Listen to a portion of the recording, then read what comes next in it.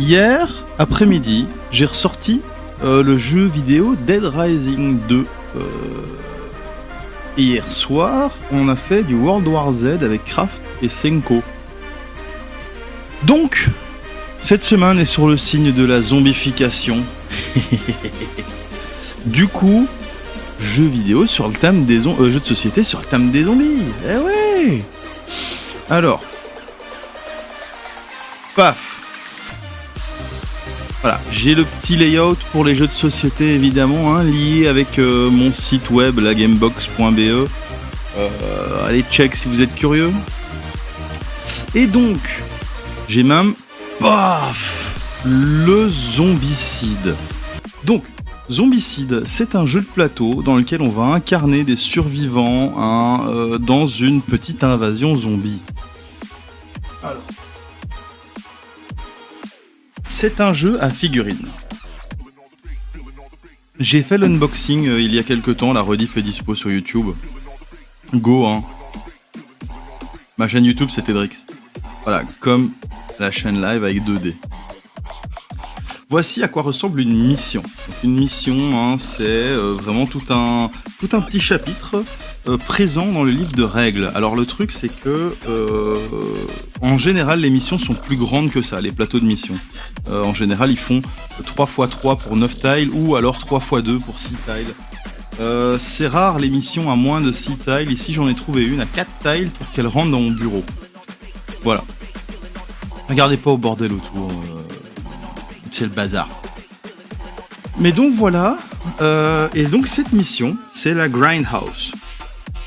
Donc avec tout, donc le jeu évidemment, moi je l'ai kickstarté.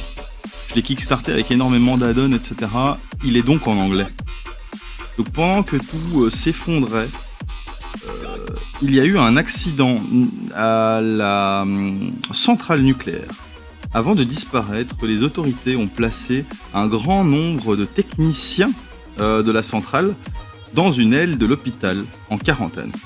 On veut être sûr que ces personnes sont bien scellées là pour toujours, surtout s'ils sont infectés. Pourquoi ? Eh bien, parce que ce qui est pire qu'un zombie, c'est un zombie radioactif. Donc, ça c'est l'histoire de la campagne. Ici, donc, on a un plateau qui nous est prédéfini ici. Donc, il est déterminé ici. On a donc des tuiles qu'on va placer. Donc, ça fait partie du jeu.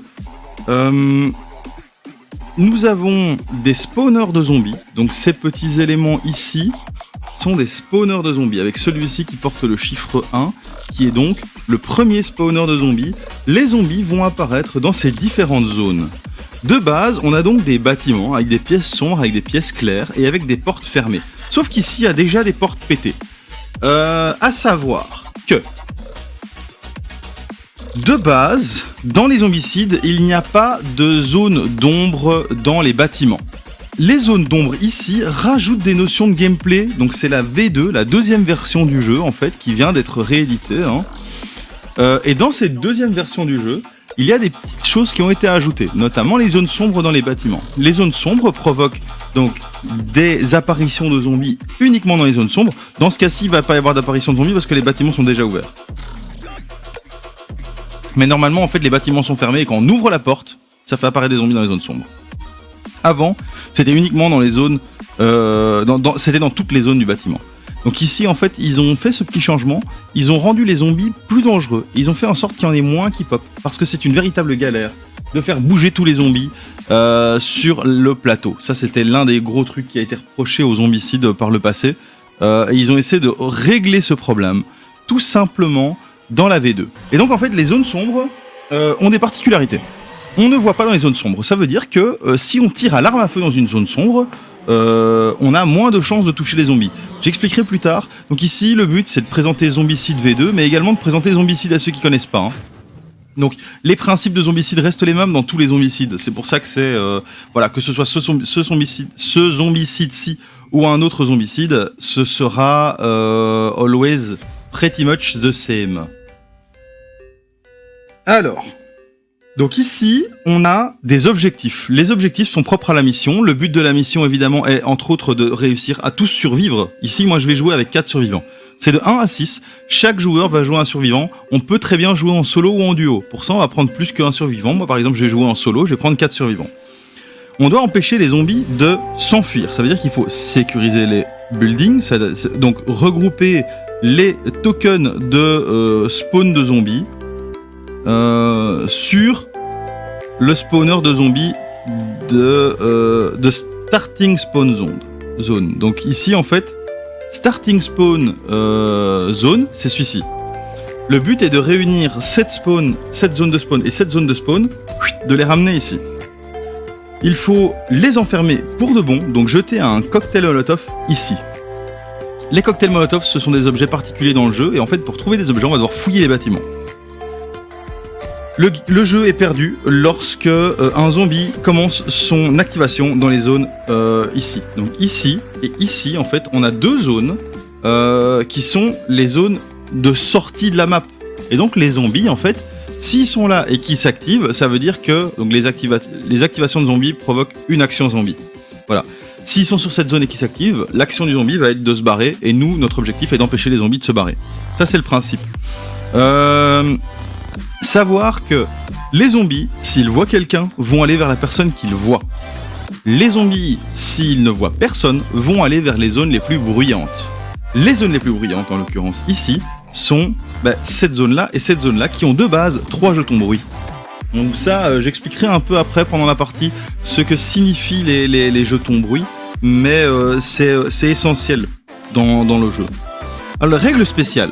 Donc on place 3 tokens jetons bruit dans certaines zones qui seront là de manière permanente.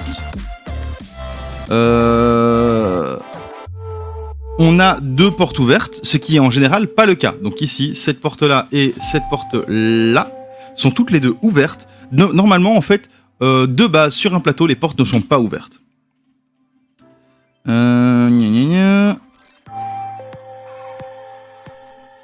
Alors, un survivant qui se trouve dans une zone de spawn de zombies, ici ou ici, sans qu'il y ait un zombie, peut utiliser une action pour neutraliser la zone. Donc ça veut dire qu'il va bouger le spawn de zombies vers la zone de start de spawn ici. Les objectifs rapportent chacun 5 points d'adrénaline, donc ça je vais expliquer. Et Create gives a random pimp weapon. Ok, il y a aussi des caisses de pimp weapon. Donc ici, ce sont des éléments sur le plateau où en fait, voilà, ici, on a des caisses de pimp dans lesquelles on va trouver des armes spéciales. Donc ces armes spéciales ne sont accessibles que via ces caisses. Et en fait, à chaque fois, on va pouvoir récupérer une arme de pimp. Voilà. Voilà. Donc ça, c'est le principe de la mission. Maintenant, le principe du jeu. Alors, le principe du jeu est celui que je viens de décrire. On a des missions, des objectifs à remplir qui seront propres à chaque mission et un plateau qui sera propre à la mission. Donc ils vont nous demander de prendre telle tuile, de les agencer de telle ou telle manière.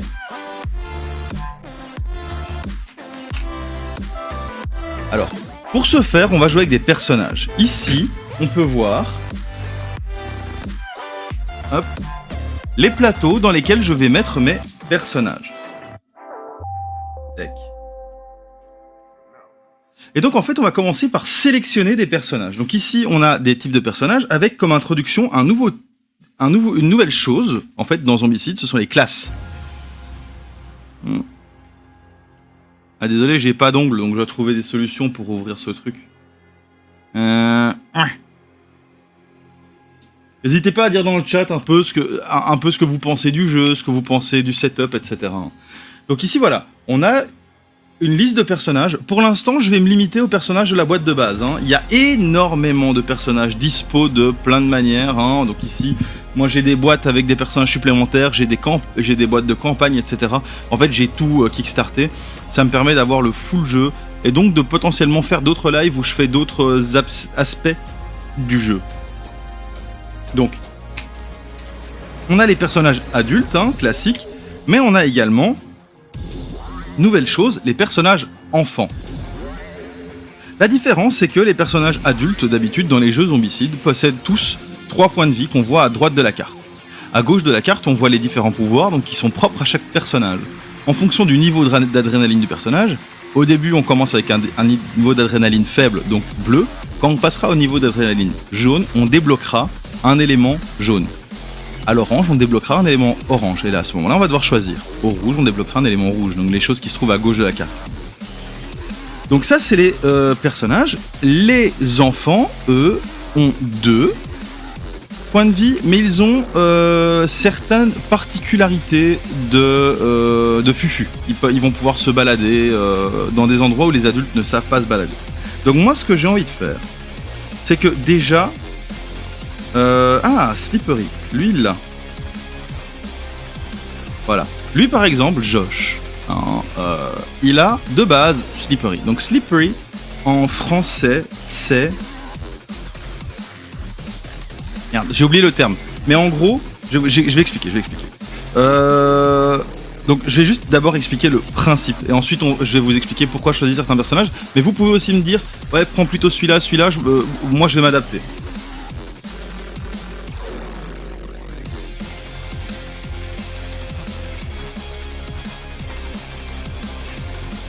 Alors, ouais. Voici la boîte des figurines. Il y a pas mal de figurines, à gauche à droite, des zombies, des héros, etc.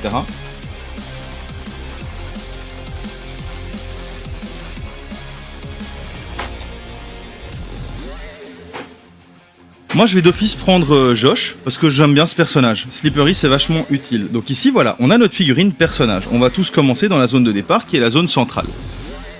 Et en fait, Zombicide fonctionne sur des principes assez simples. Chaque personnage a 3 actions lors de son activation. Donc en fait, chaque tour, chaque joueur va jouer une activation et aura droit à 3 actions. Les actions sont se déplacer d'une zone. Les actions sont également potentiellement casser une porte. Si on se retrouve face à une porte, on peut tenter de la casser. Les actions, si on se retrouve dans un bâtiment, vont pouvoir être de par exemple fouiller le bâtiment et donc récupérer une carte objet aléatoire. Ça peut être également faire du bruit. Donc à ce moment-là, je vais générer un jeton bruit. Ça veut dire que je vais faire en sorte que les zombies viennent vers moi en tapant sur les casseroles ou peu importe. Les actions peuvent être également réorganiser mon inventaire. Donc en fait, chaque personnage a une fiche comme ceci, avec la main droite, la main gauche et 3 objets potentiels dans son backpack.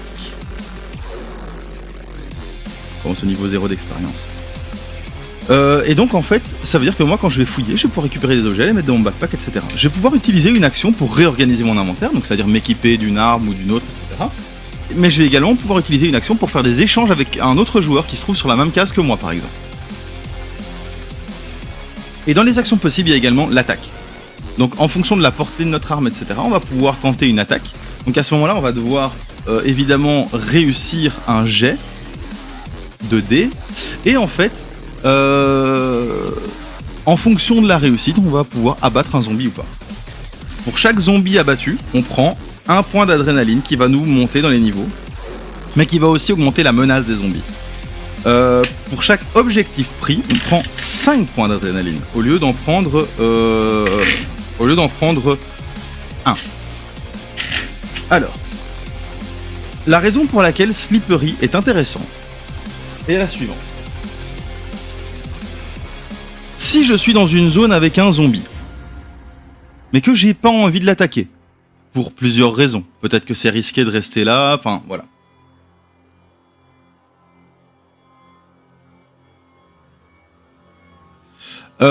À ce moment-là, je vais devoir dépenser des actions de déplacement, mais je vais devoir dépenser un point d'action supplémentaire par zombie dans la zone que je veux fuir. Donc ici, pour aller ici, je vais devoir dépenser 2 points d'action au lieu d'un. Slippery me permet d'esquiver les zombies et donc de me déplacer dans une zone hors d'une zone avec zombies sans devoir dépenser de points supplémentaires. Ce qui en fait un perso très très utile et très très puissant. Donc après, voilà, vous pouvez influencer le choix des persos comme vous voulez. Ici, je vais vous les présenter. On a Lily qui est un enfant et qui a plus 1 de portée sur ses armes. Donc par exemple, un fusil qui a une portée de 1 zone aura une portée de 2 zones avec elle. Nous avons Lou qui est un enfant et qui a elle charge, donc ça veut dire que je vais pouvoir utiliser une action pour foncer sur un zombie et le taper en même temps. Nous avons Odin qui est un enfant et qui a plus 1 dé en mêlée.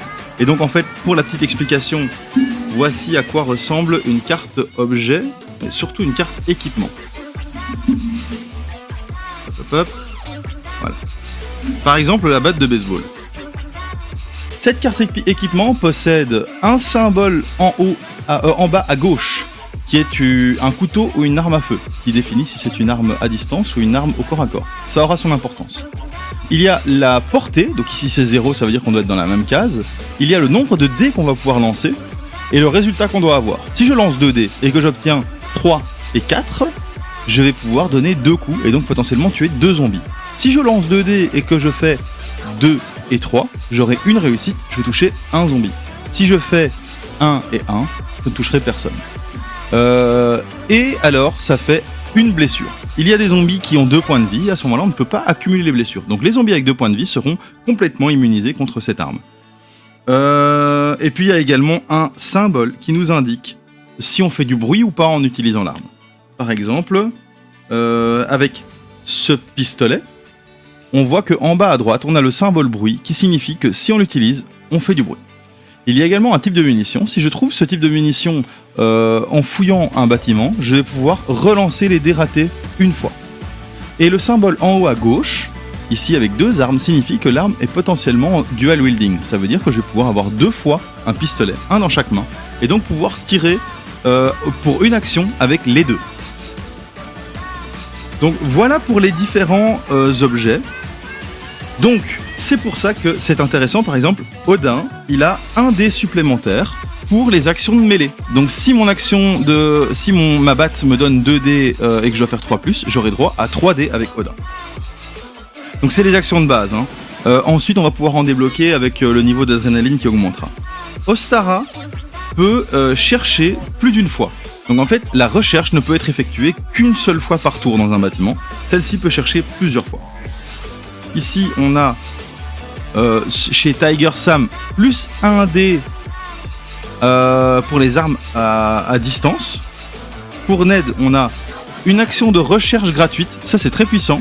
Donc c'est-à-dire que chaque héros a droit à 3 actions et fouiller coûte une action. Ned ici ne pourra toujours faire qu'une seule fois la fouille par tour, mais par contre la fouille sera gratuite pour lui, donc il pourra faire potentiellement 4 actions au lieu de 3.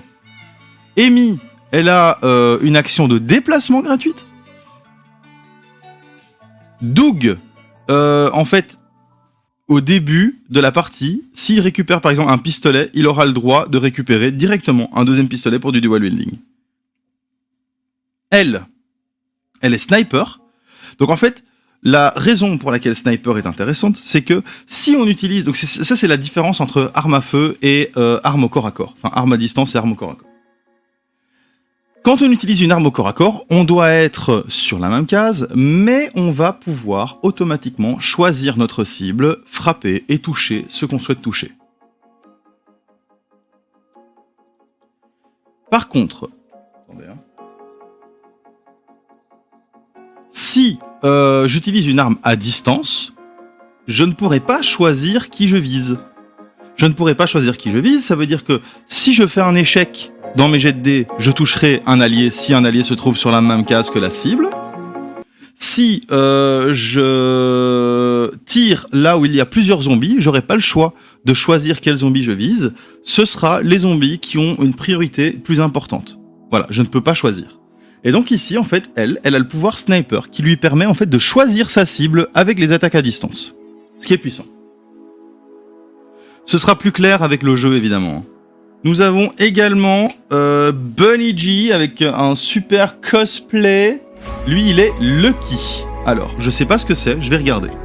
Et puis on a Wanda qui a le sprint. Le sprint, en fait, ça lui permet dans ses déplacements, une fois par tour, d'utiliser un sprint, c'est-à-dire de se déplacer de 3 cases au lieu de 1.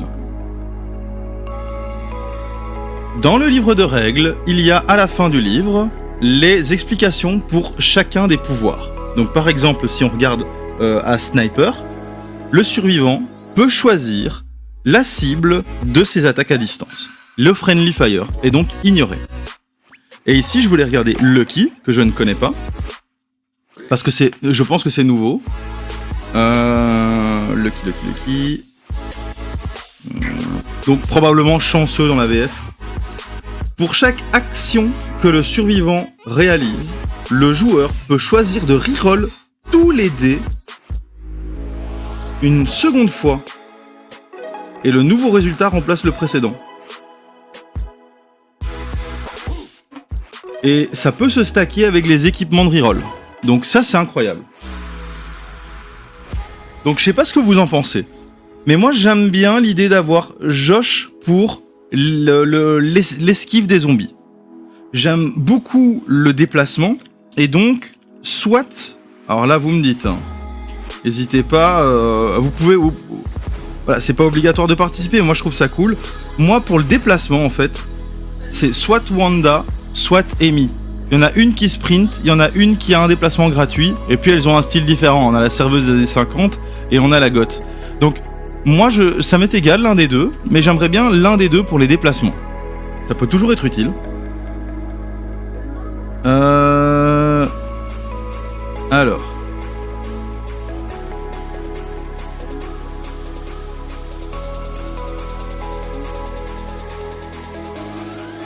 Je dirais pour les recherches, c'est vachement important aussi. Donc, je prendrais soit Ned, soit Ostara. Donc, Ned et Ostara. Donc, une action gratuite pour Ned et Ostara peut chercher plus d'une fois. Donc, pour la recherche, à mon avis, c'est intéressant d'avoir un des deux.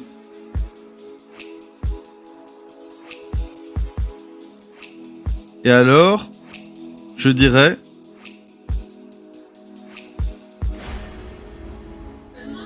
plus un dé sur les attaques de portée ou Lucky. Voilà. Donc ça, c'est un peu les personnages que j'envisage. Je sais pas ce que vous en pensez. Je vais vite regarder pendant ce temps-là dans les règles parce que je pense que chaque enfant a la capacité Slippery par défaut. Voilà, une fois par activation, ils peuvent utiliser le skill Slippery par défaut. Donc chaque enfant peut utiliser une fois par action le skill Slippery. Donc, c'est-à-dire l'esquive des zombies, tout simplement. Alors, je vais quand même mélanger donc les petites cartes. Alors, à savoir que... Donc les abominations, ça on le verra en temps et en heure. Nous avons des cartes d'apparition de zombies. Ici, par exemple, on voit que nous avons apparition de zombies walkers, donc qui sont les moins dangereux, une fois en zone d'adrénaline 1, deux fois en zone d'adrénaline jaune, etc., etc. C'est le nombre de zombies qui vont popper dans la zone dans laquelle on va tirer cette carte. Si un seul joueur passe au niveau supérieur d'adrénaline, toutes les cartes d'apparition de zombies passent au niveau supérieur. Ça veut dire qu'il vaut mieux se concerter et monter tous ensemble pour avoir les pouvoirs qui suivent l'apparition de zombies. De tout nouveau type de cartes d'apparition de zombies, c'est ceci. Les rushs. Donc on a Walker Rush par exemple. En fait, une fois qu'ils apparaissent, ils ont directement une activation. Donc c'est très dangereux d'ouvrir une porte par exemple parce qu'on peut se trouver face à des zombies en rush directement. Nous avons également les Fati. Alors les Fati ont pour particularité d'avoir 2 points de vie. Donc les armes qui font 1 de dégâts n'auront aucun effet. Et les runners, eux, ont comme particularité d'avoir 2 actions par activation. Voilà. Et puis finalement, on a des cartes extra activation. Donc c'est-à-dire que quand on tire ça, tous les walkers ont une activation supplémentaire sans en faire apparaître de nouveau. Voilà comment ça fonctionne pour les cartes de spawn de zombies. Donc pour l'instant ici sur la map, nous avons 3 spawners. Ça a l'air d'être une mission assez facile entre nous. Donc nous avons 3 spawners de zombies. Donc ces cartes, au début du jeu, on va les tirer potentiellement 3 fois. Une fois pour chaque spawner.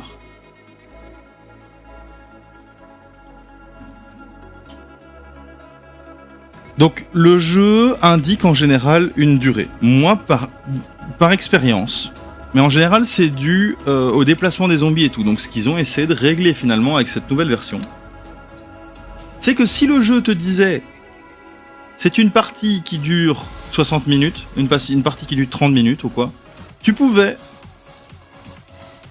Si tu joues à 6, multiplié par 3 la durée. Donc il y a des parties qui peuvent durer 3 heures de Zombicide. Moi j'ai Zombicide Black Plague avec toutes les extensions. Il y a des parties qui peuvent durer 3 heures. Ici j'ai l'impression qu'ils ont donc réglé ce problème pour avoir des parties qui se jouent un petit peu plus facilement. Parce qu'en fait ça peut être très compliqué de sortir Zombicide du coup. Voilà, donc ici j'ai mes cartes de spawn de zombies. Je vais également mélanger les cartes objets. Hop, attendez, là, je dois juste les prendre. Donc dans les cartes objets, on a différents types d'objets. Les différents types d'objets sont... ouais. Nous avons... Parfois, quand on fouille, on va tomber sur des zombies. Nous avons les armes de Pimp, qui sont des armes plus puissantes, en fait. Automatique, shotgun, etc. Donc ça, c'est des armes plus puissantes qu'on ne va trouver que dans les caisses Pimp. Et ensuite, nous avons donc des armes, comme la tronçonneuse, my god, de la bouffe qui va tout simplement donner des points d'adrénaline, gratuitement. Donc ça, c'est si un perso est un peu en retard pour son évolution, voilà. Les cocktails Molotov, donc dans la première version, les cocktails Molotov devaient se construire. C'est-à-dire qu'il fallait trouver un bidon d'essence et une torche, si je me souviens bien, ou un briquet. Et alors on pouvait construire un cocktail Molotov et l'utiliser.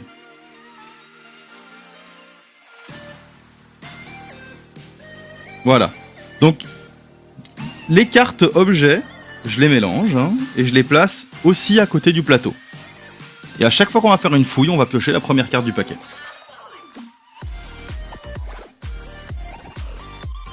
Donc comme je le disais, j'ai pas mal d'extensions, notamment l'extension Fort Hendrix. Ah, bonjour Chesnoob. Oh, c'est super cool de t'être rabonné, ça fait plaisir. Ça fait plaisir de ouf. Tiens, Chesnoob, tu as le choix. Tu préfères la goth ou la serveuse des années 50 ? Sachant que la serveuse, elle peut sprinter, c'est-à-dire se déplacer de plus de cases, et la goth, elle peut se déplacer une fois gratuitement, donc de une case gratos. Tu peux choisir. J'en prends une des deux. Ça, c'est quand je sais pas choisir. Donc le principe de zombicide est dans le nom. On va dézinguer du zombie en masse. C'est la base. Pour ce faire, donc j'ai sélectionné 4 personnages qui vont pouvoir avoir des armes, des objets de base. Donc on va mélanger les objets de base et on va les distribuer. Donc le premier, on va pouvoir choisir la batte de baseball, par exemple.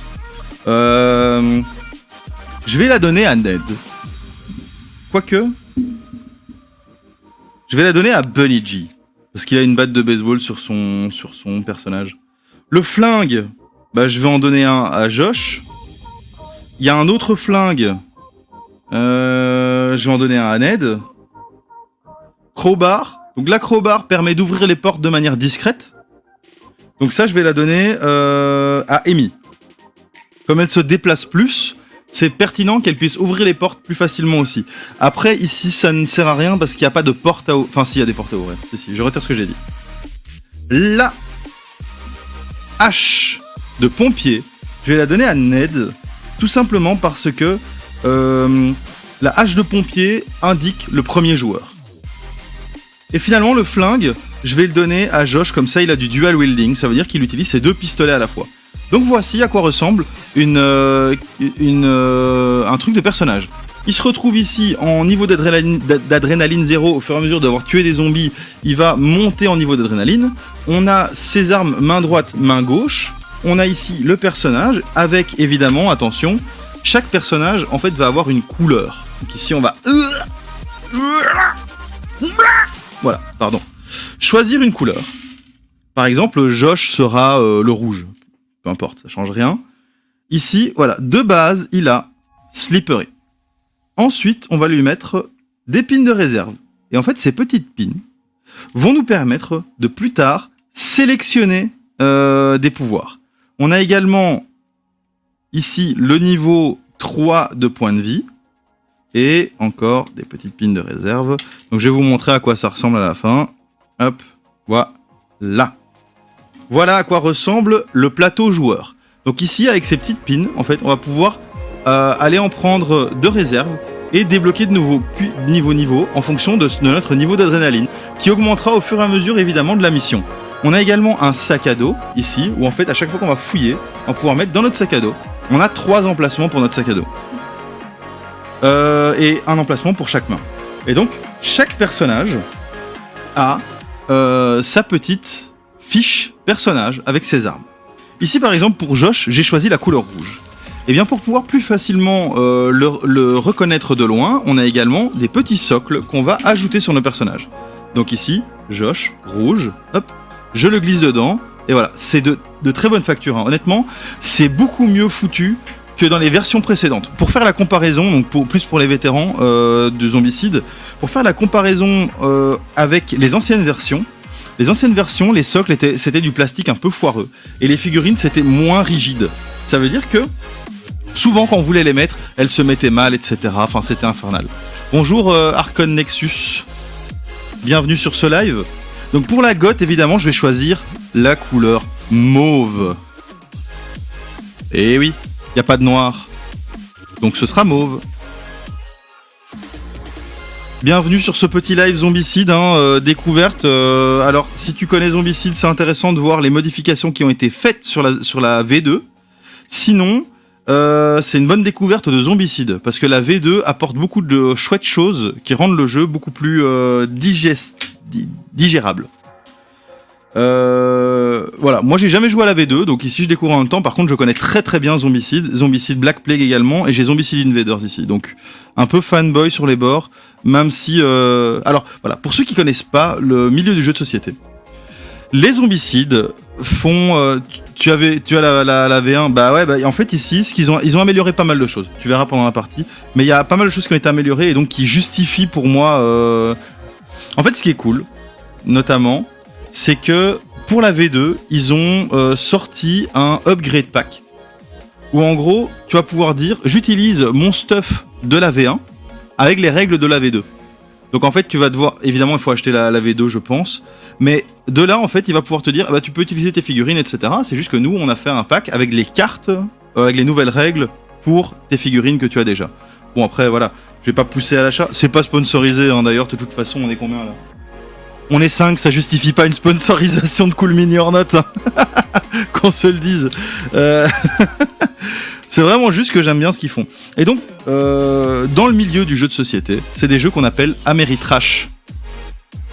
Donc c'est un peu péjoratif. En gros, ça veut dire que voilà, les jeux américains, c'est beaucoup de résine et des mécaniques de jeu simples. Moi, ce que j'aime bien.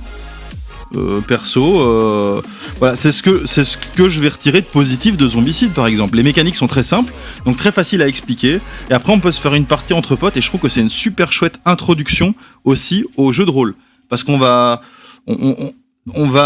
découvrir la mécanique de jet de dés, de réussite d'échecs de jet.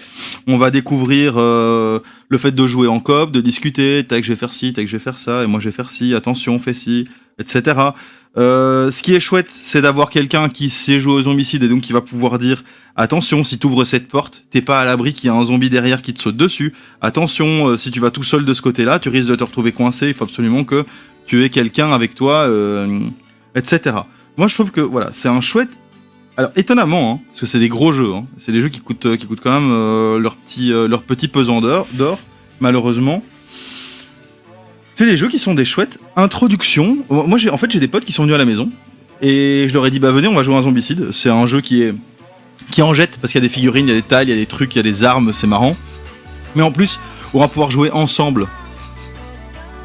Oui, le thème est très mis en avant dans les Ameritrash, en effet. Et ici, clairement, le thème est central. D'ailleurs, c'est pour ça, en général, moi, quand je prévois, donc c'est comme ça, tu sais, Archon Nexus, je fais mes live jeux de société le mercredi après-midi, en général. Donc, commençons. Alors, évidemment, on a les dés, que j'ai pas encore sortis. On commence toujours avec le personnage qui a la hache de pompier. Voilà. Ça, c'était pas une règle qui était explicite dans le jeu avant, mais ici, c'est le cas. c'est comme ça, donc c'est Ned qui commence. Ned a une fouille gratuite, donc ça tombe bien. Je vais venir ici, je vais commencer par fouiller gratuitement. Quand on fouille, on prend une carte ici dans la pile des objets, et je viens de trouver un cocktail Molotov, ça tombe bien, j'en aurai besoin plus tard, donc je vais le mettre dans mon backpack et le garder. Pour utiliser le cocktail Molotov, il va falloir l'équiper. Donc ça va nous coûter une action de nous en équiper plus tard. Mais pour l'instant, c'est bon. Je peux rester comme ça. Et ce que je vais faire, c'est que je vais également ouvrir la crate. Voilà. Paf.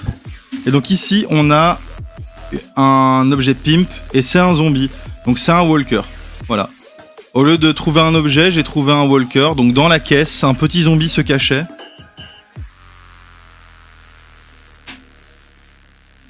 Donc les walkers, ce sont les zombies les moins dangereux du jeu.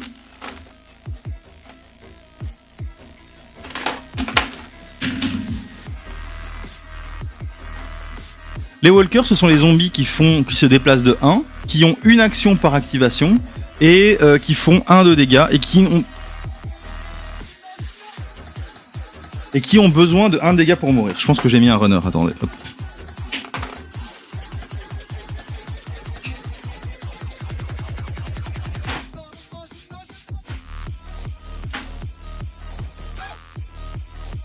Malheureusement, c'est un jeu qui prend beaucoup de place et je suis limité en place dans mon bureau. J'ai une énorme table dans ma salle à manger pour jouer aux jeux de société, mais ici, voilà. Donc ici, hop, j'ai un walker. En plus, ici, c'est un walker homme sandwich qui fait de la pub. Attendez, hop. Voilà. C'est pas beau, ça? Paf. Donc ici, j'ai plusieurs choix qui s'offrent à moi. J'ai utilisé une action pour me déplacer, j'ai utilisé mon action gratuite pour ouvrir la boîte. Ça veut dire que maintenant, il me reste 2 actions, parce que j'ai droit à 3 actions. Ouais, c'est un Sandwichman Walker. Mais il y en a plein, hein. Ici, je l'ai pas sorti, parce que je voulais faire une partie avec les éléments de base de la boîte. Mais en fait, j'ai une boîte avec des Kickstarter exclusifs. Dedans, il y a tout et nimp. Par exemple, j'ai Danny Trejo. J'ai Danny Trejo en zombie. Il y a la reine d'Angleterre en survivant, enfin il y a un peu de tout et nimp. Et genre il y a des pom-pom girls, etc. en zombie. Donc ici, moi, je suis avec Ned, je vais pouvoir utiliser ma hache. Donc pour utiliser ma hache, on me dit que j'ai le droit d'utiliser un dé, et que je dois faire 4 ou plus, et que je ferai 2 de dégâts. Ça veut dire que je tuerai le zombie sans problème. Pour faire 4 ou plus, ça veut dire que j'ai une chance sur 2. 4, 5, 6 sur 1, 2, 3, 4, 5, 6. Donc je jette mon dé, je fais 2, donc je me suis foiré. Il me reste encore une action, donc je vais retenter mon coup, je vais retaper avec ma hache. J'ai refait 2. Donc rien ne se passe, hein, j'ai juste foiré. Sachant que maintenant, il va être très compliqué pour mes autres personnages de tuer le zombie. Ils vont devoir venir au corps à corps et taper. Donc par exemple, Josh ne pourra pas aider mon personnage Ned, donc Josh c'est lui, ne pourra pas aider mon personnage Ned, parce que Josh possède 2 armes à feu à distance. Donc si je tire d'ici pour essayer de zigouiller le zombie, je vais jeter des dés, et si je me foire, c'est mon autre personnage qui se prend les coups. Voilà. Donc, maintenant c'est à Amy. Donc dans l'ordre des tours, hein, attendez, hop. Voilà, j'ai ici mes personnages, hein, dans l'ordre des tours, je fais pac, pac, pac. Voilà, il y a un jeton premier joueur. Oui, ça commence bien, en effet, ouais. Ce jeton premier joueur indique que c'est Ned qui a commencé ce tour-ci. Une fois qu'on aura fini Bunny G, ce sera au tour des zombies. Donc les zombies vont popper et vont bouger, etc. Ensuite, le jeton premier joueur va passer au joueur suivant, etc. Donc là, ici, comme je le dis, je joue en solo avec 4 personnages. Ce jeu se prête très bien, je l'ai déjà fait avec ma femme, on se marre bien, à jouer à 2 avec chacun 2 persos ou 3 persos par exemple. Mais ce jeu est aussi excellent pour jouer à 6 autour d'une grande table ou même à 10. Par exemple, dans Zombicide Black Plague, ils expliquaient dans les règles, tout simplement, on peut jouer à 10, mais tu rajoutes 1 ou 2 spawners sur la map. Donc les spawners, c'est les endroits où les zombies vont popper. Donc ici, voilà, ça va être au tour de Amy. Amy a un déplacement gratuit. Donc Amy va se déplacer ici, et ensuite va utiliser sa crowbar, donc le pied de biche. Pour ça, j'ai un dé, je dois faire 4 ou plus, comme avec l'autre arme, sauf que, donc, lui, il a une hache, il fait 2 de dégâts, moi j'ai une crowbar, je fais 1 de dégâts. Ce zombie a 1 point de vie, donc on s'en fout. Voilà, 5, je le bute. Ce zombie est mort. Ça signifie quoi? Ça signifie que ici, Amy a buté le zombie. Donc elle prend un point d'expérience, enfin un point d'adrénaline. Hop. Et comme ça, je vais monter petit à petit. Si Amy arrive à 7, c'est-à-dire passe dans le jaune, tous les zombies passent dans le jaune et sont plus dangereux. Donc il vaut mieux qu'on passe ensemble dans le jaune. Sachant évidemment que chaque pion objectif, quand on les prend, donne 5 points d'adrénaline. Donc maintenant, Amy a fait son déplacement gratuit, a tapé, et maintenant on va faire une fouille, hein, parce que c'est important de trouver du bon équipement. Et ici par exemple, j'ai une deuxième hache. Donc on peut voir qu'en haut à gauche, la hache ne possède pas le symbole dual wielding, donc je peux pas avoir 2 haches et commencer à tournoyer comme tel bombure contre les orques de la forêt noire. Petit ref le Hobbit. Mais donc voilà, elle a une hache, je vais la mettre dans mon autre main, donc maintenant Amy a une hache et une crowbar, et donc je vais pouvoir choisir quelle main j'utilise. Plutôt stylé. Et il me reste encore une action, donc pour cette action, je vais me déplacer ici, voilà. Ensuite, c'est à Josh. Donc Josh a toujours son pouvoir Slippery, qui lui permet d'esquiver les zombies. Je vais me déplacer directement plus vers cet objectif-là, parce qu'ici, ces deux-là sont déjà en passe d'aller là. Donc je vais faire 1, 2... Et là, je vais fouiller, tout simplement. Donc en fait, chaque pièce représente une case, et chaque élément délimité par bâtiment et passage piéton représente une case. Hein. Donc ici, je vais fouiller avec Josh, et je trouve Plenty of Bullets. En gros, ici, c'est super cool. Parce que ce qui se passe, c'est que j'ai des armes, et ce sont les mêmes armes que mes pistolets. Donc ici, on le voit au symbole. C'est les mêmes munitions, donc c'est bullets ou cartouches en gros. Les cartouches c'est pour les shotguns, les balles c'est pour les pistolets. Cet élément là, si je l'ai dans mon sac à dos, me permet de relancer les dés que j'ai foirés avec mes pistolets. Ça tombe super bien que ce soit Josh, parce que Josh est en dual wielding, il a 2 pistolets, ça veut dire qu'à chaque fois que je vais tirer, je vais jeter 2 dés, parce que je tire avec 2 pistolets au lieu de 1, et qu'en plus je vais pouvoir relancer mes dés si je me suis foiré. Et maintenant c'est à Bunny G, donc qui lui a la particularité d'être chanceux, ça veut dire qu'il va pouvoir relancer les dés qu'il considère comme foirés. Donc ici je vais aller avec Josh, hein, je vais faire 1, 2 et je vais fouiller. Et là c'est dangereux, parce que c'est la fin du tour de Bunny G. Si je fouille, ouais Josh est déjà bien. Si je fouille et que je tombe sur un zombie, là, si je regarde sous la table et que merde il y a un zombie sous la table, eh ben il aura le temps de m'attaquer. Parce que c'est ma dernière action du tour pour le dernier personnage du tour. Eh ben non, Plenty of Bullets pour Bunny G. Bunny G il a pas d'arme, donc pour l'instant c'est pas utile. Il peut toujours essayer de rejoindre Ned et de lui donner les balles, parce que Ned a un flingue. Ou alors il peut juste espérer tomber sur un flingue en fouillant. Voilà. Là j'ai fait le tour de mes personnages. Ça va être maintenant au tour du pop des zombies. Donc ce qui se passe c'est qu'on commence toujours par le pop numéro 1, celui-ci. Donc je précise, hein, normalement en fait, si les bâtiments étaient fermés, là le truc c'est que les bâtiments étaient ouverts, mais si les bâtiments étaient fermés, au moment où on pète une porte dans un bâtiment, il y a des zombies qui popent dans chaque pièce où il fait sombre. La particularité des pièces où il fait sombre comparée à la première version, c'est que, donc, plutôt que de popper dans toutes les pièces du bâtiment, il ne pop que dans les pièces sombres, et deuxièmement, dans les pièces sombres, si on veut tirer à l'arme à feu, donc si elle veut tirer à l'arme à feu là, ou si elle se trouve dedans et qu'elle tire à l'arme à feu, il faut faire 6 pour réussir. Donc, même si ma carte me dit qu'avec mon flingue, je fais 3 ou plus, je réussis, si je fais pas 6, je foire. Parce qu'il fait noir. Sauf si j'ai une lampe torche. Donc il y a beaucoup plus de roleplay qui a été intégré dans cette nouvelle version de Zombicide. Donc ici, c'est les zombies qui vont popper, donc je prends mes cartes de pop de zombies. Tous mes persos sont au niveau bleu d'adrénaline, donc on va regarder le niveau bleu d'adrénaline. Ici, zombie, paf, et abomination. Donc l'abomination, c'est le monstre le plus dangereux du jeu. En gros, il n'est tuable que via cocktail molotov. Mais ici, on voit qu'au niveau bleu, il n'apparaît pas. C'est à partir du niveau jaune que les abominations vont apparaître. Donc ici, rien ne se passe ici. Ici, on va tirer une autre carte. Ah ouais, mais là j'ai de la chance, c'est relou. Je peux même pas vous montrer le jeu. C'est une activation supplémentaire pour les runners, mais il n'y a pas de runner. Donc, et de toute façon, il n'y a rien en niveau bleu. Voilà. Et... Ah, voilà. Ah, mais non, 0.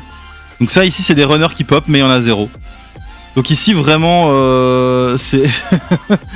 Attendez, je vais remélanger, je vais retirer 3 cartes, parce que j'ai quand même envie de vous montrer le jeu, en fait. Hein. Le but est pas de juste réussir la mission, faut un peu galérer, quoi.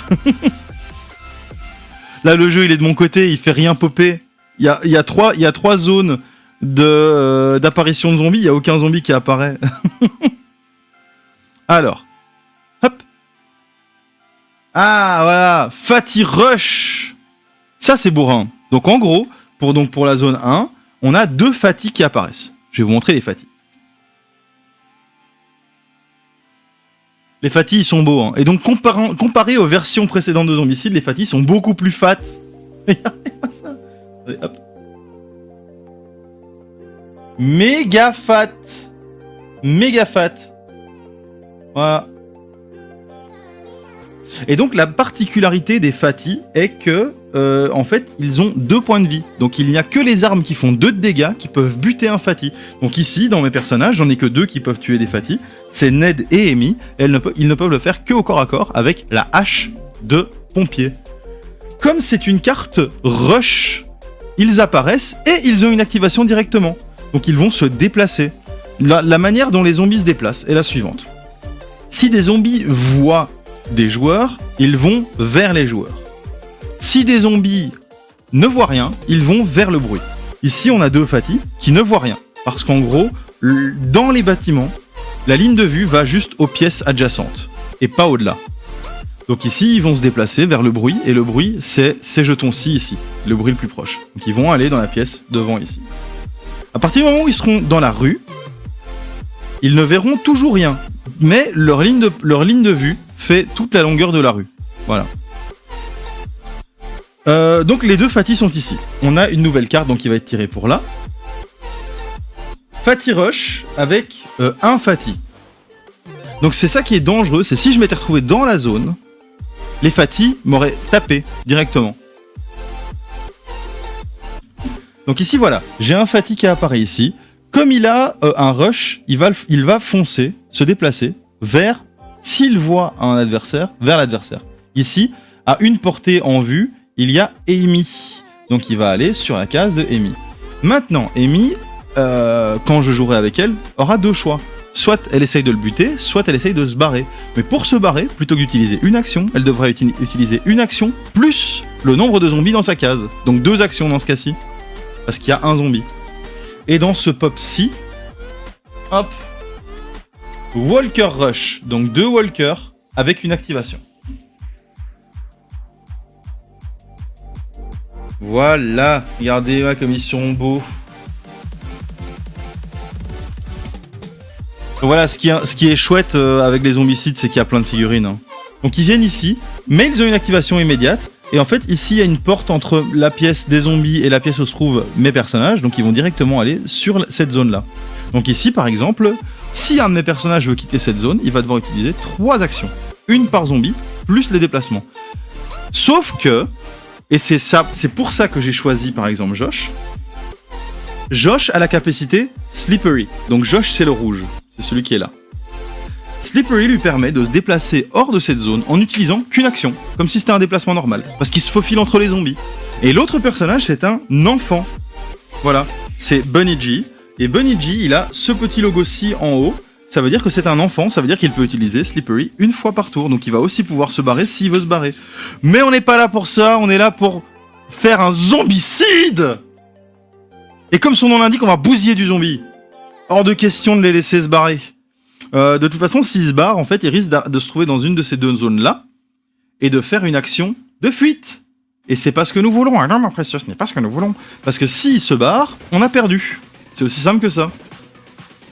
Donc, les zombies ont fait leur tour.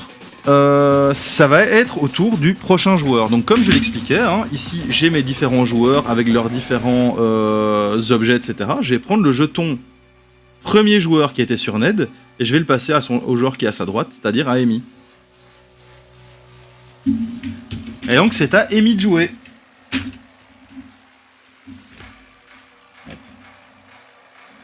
Donc, Amy a une hache qui fait 2 de dégâts et elle se retrouve face à un Fatty. Donc la meilleure chose à faire, c'est d'essayer de le buter. Parce qu'il n'y a que elle ou Ned qui peut buter un Fatih parce les autres n'ont pas d'armes qui font 2 de dégâts. Donc je vais prendre un dé et je vais tenter de faire un 4 ou plus. Voilà, je fais un 6, c'est plutôt beau. Le Fatih est décédé pour une deuxième fois et Amy prend 1 point d'adrénaline parce qu'elle a tué un zombie. C'est au tour... Ah non, c'était ma première action. Ma deuxième action... alors, ici j'ai plusieurs choix. Soit je prends l'objectif, et si je prends l'objectif, en fait, je vais prendre 5 points d'expérience et je vais passer au niveau jaune. Ça veut dire que ça va être plus dangereux pour les autres qui sont loin du niveau jaune. Soit je fais autre chose. Donc ici, elle a fait une action pour combattre, elle va faire une action pour fouiller. Bouteille d'eau. La bouteille d'eau offre 3 points... 3 points d'adrénaline, si je la bois. Donc je vais la garder dans mon backpack, parce que pour l'instant, j'ai pas besoin d'adrénaline pour elle, vu qu'elle est au-dessus des autres. Mais en fait, c'est très pratique ce genre d'objet, parce que si par exemple j'ai 3 persos qui sont au niveau d'adrénaline jaune, et que le 4ème est à 3 points du niveau d'adrénaline jaune, c'est pertinent de lui donner la bouteille d'eau. Parce qu'en fait, quand on passe en jaune, on prend une action supplémentaire, donc au lieu d'avoir 3 actions, on a 4 actions. Ce qui est indispensable parce qu'il y aura plus de zombies qui vont apparaître. Donc ici, j'ai fait 2 actions. J'ai tapé et j'ai fouillé. Maintenant, ce que je vais faire, c'est que malheureusement, je vais passer en jaune. Je vais me déplacer ici. Hop. Et je vais désactiver ce spawn de zombies. Parce que c'est le but du jeu, en fait. Je vais quand même juste vérifier, parce que c'est les règles spéciales de la partie. Donc normalement, en fait, les pops de zombies ne disparaissent pas. C'est vraiment propre à cette partie-ci qu'on peut faire disparaître les pops de zombies, que c'est même l'objectif de la mission. Donc je vais juste voir. Hop.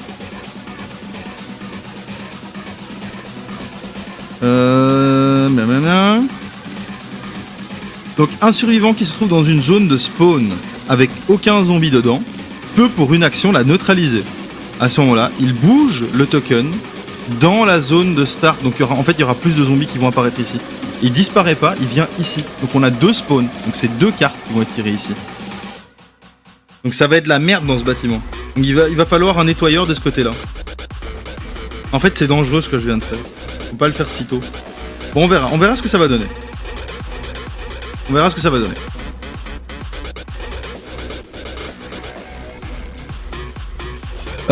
Donc Amy a fait toutes ses actions. C'est à Josh. Josh ici, il est aux prises avec 2 zombies. Donc ce qu'il va faire, c'est qu'il va utiliser ses armes. Il a 2 flingues en dual wielding. Avec en plus un tas de balles de flingue. Comme j'ai 2 flingues et qu'ils sont identiques, je peux les utiliser tous les 2 à la fois pour une seule action. Donc je vais utiliser 2 dés et je dois faire 3 ou plus. Ah non. Oh, c'est très dangereux ce que j'allais faire. Je m'explique. Comme je l'expliquais, avec les armes à distance, je vais jeter des dés. Mais si je me foire, c'est du friendly fire. Donc si ici je rate mes tirs, c'est mon pote ici qui va prendre les balles. Le problème c'est que lui c'est un enfant, donc il a que 2 points de vie. Donc si je foire mes 2 tirs, bah, il est dead. Mais je vais prendre le risque, parce que je dois faire 3 ou plus, ça veut dire que j'ai 2 chances sur 3, et qu'en plus je peux faire un reroll grâce à mon tas de balles. Donc je fais un 4 et un 2. Le 4 je le garde, le 2 je le relance. 4 et 5, je bute les 2 zombies, et j'ai eu de la chance. Hop. J'ai tiré 2 fois. Comme ici mes armes indiquent en bas à droite que je fais du bruit, donc ici en bas à droite, ça indique que je fais du bruit quand je les utilise, et bien j'ai fait 2 bruits à cet endroit-là. Maintenant, pour la manière dont fonctionnent les bruits. Donc les bruits sont faits pour attirer les zombies. S'ils ne voient personne, ils vont vers le bruit. Le fait est que chaque personnage représente déjà en lui-même un jeton bruit. Parce qu'un personnage qui bouge fait d'office du bruit. Donc ici, en fait, comme j'ai 2 jetons bruit, plus 2 personnages, j'ai théoriquement 4 jetons bruit dans cette zone. Donc les zombies seront plus attirés par cette zone que par les 2 zones qui se trouvent ici. Donc ça c'était pour Josh. Il a fait dans un premier temps un tir. Deuxième chose, je vais me déplacer ici. Troisième chose, je vais désactiver cette zone. Donc là ça va être le bordel. Il va falloir foncer ici et buter du zombie, ça c'est sûr. Enfin les attirer au milieu de la rue en fait, et les buter comme ça je pense. Donc Josh a fini ses actions. C'est à Bunny G. Bunny G va se déplacer ici et fouiller la crate. Donc ici, je vais l'ouvrir. Et donc, c'est une arme de pimp qui se trouve dedans. Et voilà, la batte à clous. Et donc, la batte à clous fait 2 de dégâts, utilise 2 dés, et il faut faire 3 au plus. Donc, elle est vachement puissante. Donc ici, Bunny G, il a une batte. Mais qu'est-ce qu'il va faire avec une batte? On s'en fout, il a une batte à clous qui fait la même qui est utilisée de la même manière, mais qui fait 2 de dégâts. Trop stylé, Bunny G. Donc il a fait un déplacement, il a fait la crate, et donc maintenant, je vais refaire un déplacement parce qu'il va falloir qu'on se rapproche des zombies qui vont se barrer ici. Après Bunny G, c'est à Ned. Donc Ned, il a pas grand chose à faire. Donc ce qu'il va faire, c'est qu'il va aller dans cette zone ici et prendre l'objectif. Prendre l'objectif n'apporte rien si ce n'est des points d'adrénaline. Ned, il est au niveau 0 en adrénaline. C'est pour ça que j'ai pris le jeton pour lui. Donc ici, en fait, je vais pouvoir le monter à 5. Sachant que à partir de 7, on est jaune. Donc on a une action supplémentaire. Zbim! Donc ici j'ai fini le tour avec mes personnages, ça veut dire qu'on va faire le tour des zombies. Premièrement, on bouge les zombies qui sont là.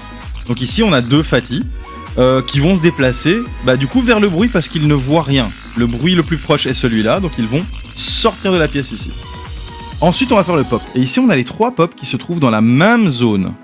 Donc je vais tirer une carte. Et j'ai un Walker Rush avec un Walker. Donc vous voyez que si j'augmente mon niveau d'adrénaline, j'aurai 2 walkers. Si je passe en orange, 4. Si je passe en rouge, j'ai 6 walkers qui pop en même temps. Ici j'ai un walker en rush, donc ça veut dire qu'il apparaît et qu'il se déplace directement. Deuxième pop. 4 walkers, pas en rush. 4 walkers.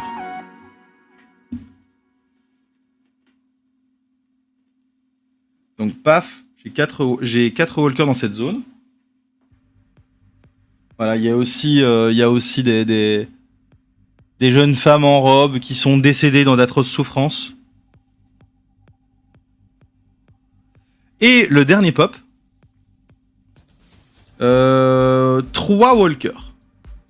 3 walkers. Donc de nouveau, je précise, je filme avec un iPhone. Donc si c'est pas idéal la vidéo, c'est parce que c'est un iPhone. Je peux pas faire beaucoup mieux pour l'instant avec ce que j'ai. Mais je trouve que ça fait plus ou moins le taf. C'est juste qu'il va faire l'autofocus à chaque fois. Et que parfois ça va pas marcher de manière idéale. Voilà. Mais bon, pour l'instant ça fait plutôt le taf. N'hésitez pas à me dire ce que vous pensez du setup, du jeu, du concept de présenter des jeux comme ça. À l'aise, on est entre nous, hein. Et hop, 3ème pop de zombie. Ah non, je viens de le faire. Oui, je viens de le faire. Je viens de le faire et c'était combien de walkers? 3 walkers.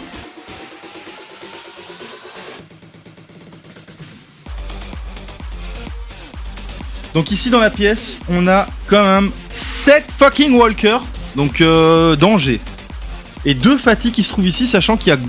Enfin maintenant il y a 3 de mes persos qui peuvent les buter, mais que au corps à corps, donc c'est dangereux. Hein. Donc maintenant, le pion premier joueur va à Josh. Donc Josh, je vais venir ici, je vais prendre l'objectif parce que ce serait con de le gaspiller.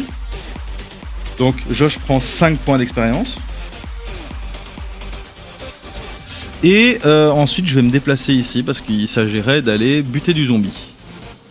Après Josh, c'est à Bunny G. Bunny G fait 1, 2. Voilà. Et donc en fait à partir du moment où il fait ça, les Fatih vont le voir et aller sur sa case plutôt que d'aller vers le bruit. Sachant que l'objectif est d'empêcher les zombies d'aller sur le bruit et de s'enfuir. Ensuite, c'est à Amy. Donc Amy, elle commence avec un déplacement gratuit. Et ensuite, déplacement. J'ai pas d'arme à feu, donc je vais rester là aussi.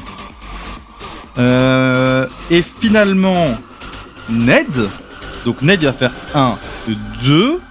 Et ça sert à rien qu'il tire. Donc Ned, il a un pistolet. Et il pourrait l'utiliser pour tirer. Mais ça ne servirait à rien.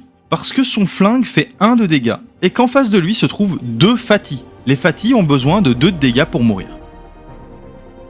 Et les dégâts ne s'accumulent pas. Donc ici, Ned va utiliser son action pour faire un échange avec Bunny G. Et tout simplement, ce que je vais faire, c'est que je vais échanger. Donc Bunny G, il a un tas de balles de fusil. Je vais les donner à Ned, parce que Ned a un flingue et Bunny G pas.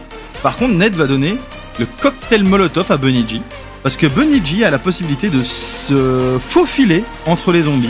Et donc pour aller cramer la zone, c'est pas mal. Donc le tour des joueurs est terminé, c'est au tour des zombies. Les Fatty vont sur la case où ils voient des joueurs évidemment. Le Walker ici, il sort. Et les 7 Walkers ici avancent. Et maintenant on fait le pop des zombies. Donc de nouveau 3 pops dans la même zone. On a un runner. Donc les runners ont la particularité d'avoir 2 actions par activation. Donc quand ils sont activés, ils vont courir sur 2 cases. Ou faire une case et attaquer. Ou attaquer 2 fois. Ensuite, nous avons les Walkers Rush. 2 Walkers en rush. Donc les Walkers apparaissent et se déplacent immédiatement. Donc on a 9 Walkers dans cette pièce. Et finalement, 6 Walkers. Vous voyez, on peut avoir 12 Walkers. Hein.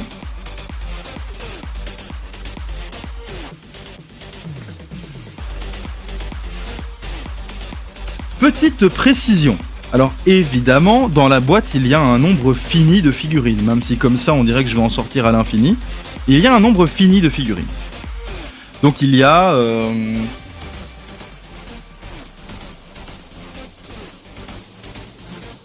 Il y a 40 walkers. Si j'ai 40 walkers sur ma map et qu'on me demande de sortir des walkers de la boîte et que j'en ai plus, tous les walkers vont avoir une activation supplémentaire. Donc c'est très dangereux, il faut absolument tuer du zombie pour faire tourner les figurines. Donc les zombies ont terminé. Le premier joueur passe à Bunny G. Et Bunny G va commencer avec sa batte de baseball. Donc 2 dés. Et il faut faire 3 ou plus pour faire 2 de dégâts. J'ai fait 6 et 1. Sauf que Bunny G, il a la capacité Lucky. Ce qui lui permet de relancer tous ses dés quand ça lui plaît. Je relance et je refais 1. Donc tant pis. Je tue un des Fatty. Je prends 1 point. C'était ma première action. Comme deuxième action, je refais tournoyer ma batte à clous. Je fais 5 et 6. Donc je bute le deuxième Fatty. Et donc au total, là, j'ai pris 2 points d'adrénaline avec Bunny G. Bon, ça va être violent avec tous les zombies là. Hein. C'est à Ned. Donc Ned, ce qu'il va faire, c'est qu'il va tirer avec son flingue. Donc pour 1 dé, il doit faire 3. Il va tirer avec son flingue sur le zombie qui se trouve là, à portée de vue. Je fais 6, je le bute. Ned prend donc 1 point. Ned est à 6 points. Ça veut dire que ça devient dangereux pour lui de tuer des zombies. Hein. Alors, c'est à Amy. Donc avec Amy, je vais faire un truc. C'est que je vais aller ici. Et Amy, elle a le pied de biche. Le pied de biche permet d'ouvrir une porte sans lancer de dés. Donc ici, hop. On le voit. Le pied de biche ici. Il y a un symbole ici au-dessus qui indique que le pied de biche permet d'ouvrir une porte sans lancer de dés. Et que ça ne fait même pas de bruit. Ah oui, Ned a tiré, donc il a généré un bruit.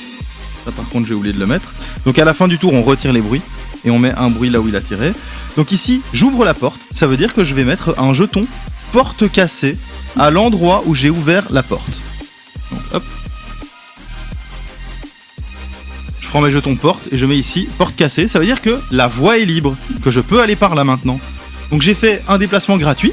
Ouvert la porte et je vais faire 1, 2 déplacements. Parce qu'ici il y a une arme de pimp. Je suis quand même curieux. Ensuite, c'est à Josh. Josh, il a un flingue en dual wielding. Hein, donc je vais faire 1. Je vais faire une fouille. Donc bouteille d'eau. Hein, que je vais garder de côté. Et troisième action, je me mets ici. Ça me permettra de tirer sur les zombies qui arrivent. Ça, c'est pas mal. Ça, c'est pas mal. Donc là, j'ai fini le tour de mes personnages. C'est au tour des zombies. Et comme ça, en fait, le jeu va se répéter gentiment. On va faire le tour des personnages, le tour des zombies, etc., etc. Donc ici, on a tous les zombies qui sortent du bâtiment. Parce qu'ils vont vers le bruit. Sauf que, en l'occurrence, là, maintenant, il voit nos personnages. Ensuite, ici, le runner. Donc, comme je le disais, le runner, il a 2 activations. Première activation, il se déplace. Deuxième activation, il se redéplace. Donc, il est là. Attention, lui, il devient dangereux. Parce que le runner, s'il se déplace, il tape dans son tour d'action. Sachant que lorsqu'on tire avec un fusil dans une zone, comme je l'expliquais plus tôt, c'est l'ordre de priorité qui compte. L'ordre de priorité, c'est Fatty, Walker, Runner. Si je tire avec mon flingue, je peux pas choisir. S'il y a un Fatty, c'est sur le Fatty que ça tombe. Et si mon flingue fait que 1 de dégâts, je ne tuerai aucun zombie, parce qu'il y a un Fatty dans la zone, même s'il y a 15 000 Walkers. Ensuite, Walker, donc si je tire, je ne vais pas pouvoir toucher le Runner. Parce que il est en dessous dans la liste de priorité des Walkers. Donc voilà. Et ensuite, on a les Walkers ici qui se déplacent, ici. On n'est toujours pas en niveau d'adrénaline jaune. Donc maintenant, j'ai 3 cartes ici à sortir pour cette zone. On a 3 Walkers. Pour l'instant, ça va. On commence petit à petit à être à court de figurines. Hein. Rien du tout. Donc en fait, c'est une extra activation pour tous les Walkers. Mais ici, en niveau bleu, elle ne fait rien. Et 3e carte, Fatty Rush, un Fatty qui avance. Ça peut, comme je l'expliquais, ça peut nous mettre dans le caca, vous allez voir. Ici, j'ai un Fatty qui apparaît et qui se déplace. Il se retrouve dans la zone avec un tas de Walkers. Je ne vais pas pouvoir leur tirer dessus. Voilà. Si j'ai des armes qui font que 1 de dégâts, évidemment. Le jeton premier joueur retourne à Ned. Donc on est au 4e tour, là. Ned, ce qu'il va faire, c'est qu'il va tirer, en fait. Hein. Donc là, le but va être de tuer des zombies. Donc Ned, il a le tas de balles. Donc je vais pouvoir relancer les dés que je foire. Donc j'en lance un. Je dois faire 3 ou plus. Donc j'ai fait 3. Je tue un zombie. Donc Ned prend 1 et il passe jaune. Il passe jaune. Voilà. Molotov. Ah, en fait, le molotov, j'en ai qu'un. Et je ne peux terminer la partie qu'en jetant un molotov dans cette zone. Et les molotovs sont rares. Donc si je l'utilise, je vais devoir beaucoup fouiller pour en retrouver un. Alors que là, ça va. C'est que des walkers. Il y a Josh dans le tas qui a dual wielding. Donc c'est possible. Donc ici, je refais un tir. J'en tue un. Donc je prends encore un. Il me reste encore une action. Donc je vais retirer. Et là, j'en tue encore un parce que je fais 3. Voilà. Donc précision. Ned vient de passer jaune. Ça veut dire quoi? Ça veut dire que je vais prendre un de mes pins de réserve et le mettre ici. Hop. Et donc j'aurai une action supplémentaire à partir du prochain tour. C'est à Amy. Donc Amy, elle est ici. Elle va fouiller la crate. Et donc là, on a une arme de pimp. Oh, le mass shotgun. Donc ici, en fait, on voit qu'il y a 2 rangées sur cette arme. Une rangée à distance et une rangée corps à corps, en fait, tout simplement. À distance, on utilise 2 dés. Au corps à corps, on utilise 1 dé. À distance, ça fait du bruit. Au corps à corps, ça fait pas de bruit. Donc là, c'est une arme qui fait les deux. C'est très très intéressant. D'autant plus que, en fait, elle fait 2 de dégâts. 2 de dégâts, ça veut dire que je peux tuer les fatigues. Ça, c'était mon arme que j'utilisais jusque maintenant. La hache. Faut faire 1, 4 plus 2 de dégâts. Ici, il y a 1 dé, 3 plus 2 de dégâts. Donc je vais équiper mon mass shotgun et je vais mettre ma hache dans mon sac à dos. Hein. Je vais également boire, donc Amy avait de l'eau, je bois ma bouteille d'eau. Ça me permet de prendre 3 points d'adrénaline. Je reste toujours en dessous du niveau jaune, je suis au niveau 5, mais voilà, ce sera pertinent pour la suite. Donc ici j'ai fait ma première action, ma deuxième action c'est déplacement gratuit. Donc ma vraie deuxième action c'est de prendre l'objectif ici. Cet objectif me donne 5 points d'adrénaline, donc Amy passe également dans le jaune, donc j'arrive à 10 points dans le jaune, donc je peux prendre ma 4e action pour le prochain tour. Il me reste encore une action, et en fait je vais tout simplement me mettre ici, comme ça les zombies vont être attirés par moi et venir. Comme ça je vais essayer de dévier une partie de la masse. Donc ça c'est pour Amy. Maintenant c'est à Josh. Donc Josh il a le dual wielding plus le plenty of bullets. Donc je vais jeter 2 dés. 4, 6, j'en tue 2. Je prends 2 points. Et je passe jaune. Je rejoue 6 et 6. Dommage qu'il n'y a pas de réussite critique, hein, parce que 6. J'en tue 2. Je prends 2 points. Et je rejoue. 4-2. Mais tas de armes me permettent de relancer ce dé. Je le relance et je refais 2. Donc j'en tue qu'un. Alors ici, j'ai tiré 3 fois. J'ai aussi tiré 3 fois avec Ned, hein, donc il manque des bruits. Donc ici il y a milliards de bruits. Donc ici les zombies vont essayer, les zombies qui ne voient rien vont essayer de prendre le chemin le plus court pour aller là où il y a du bruit. Et ici il y a 7 bruits au total avec mes 3 personnages. Donc voilà, c'est bourrin. Ensuite c'est à Bunny G. Donc Bunny G il a Slippery. Donc ce qu'il va faire c'est qu'il va se déplacer ici, qui va donner un coup de batte. Donc 2 dés, je dois faire 3 ou plus. J'ai fait 5 et 6, 2 réussites. Comme je suis au corps à corps, je choisis les zombies que je tue. Donc ça me permet de choisir de buter le runner et le zombie. De plus, pour ma 3e action, donc j'ai fait déplacement, taper, ma 3e action va être de revenir ici. Et comme je suis un enfant, je peux me barrer de la zone sans dépenser d'action supplémentaire pour fuir le zombie. Tout était réfléchi, big brain time. Alors ça c'était pour Bunny G, qui a donc fait 1 point d'expérience. Donc lui, il est assez loin. Il est assez loin du niveau jaune, hein, mais c'est pas grave. C'est pas grave. C'est au tour des zombies. Les zombies vont se déplacer vers ce qu'ils voient. Donc ici, paf. Eux, ils vont se déplacer vers le bruit. Le bruit se trouve là. Ils vont tous aller ici. Et eux 3 vont se déplacer vers ce qu'ils voient, c'est-à-dire Amy. Et en fait, c'était pas une bonne idée. C'est la merde. Amy va peut-être crever. Ah, écoute, c'est la vie, Amy, hein. Maintenant, on fait popper des zombies. 3 dans la zone. Donc, on a un Fatty Rush. 1 en jaune. Donc, vous voyez, on est passé de... En bleu, on n'aurait rien eu. En jaune, on en a 1. Et comme c'est un rush, il apparaît et il se déplace directement sur Amy. Et tous les rushs vont faire ça, en fait. C'est pour ça que je dis que c'était une très mauvaise idée. Extra activation pour les Fatty. Donc en bleu on n'aurait rien eu, on est en jaune, donc les Fatty ont une extra activation. L'extra activation c'est, ok, lui il a une action, donc il va se déplacer vers nos héros. Lui il est dans cette zone, donc ce qu'il va faire c'est qu'il va taper. Et donc Amy, elle prend un coup de Fatty, donc hop, elle n'a plus que 2 points de vie. Merde! 3e acti. Walker, 3e spawn, Walker 2. Donc ça c'est plutôt chill.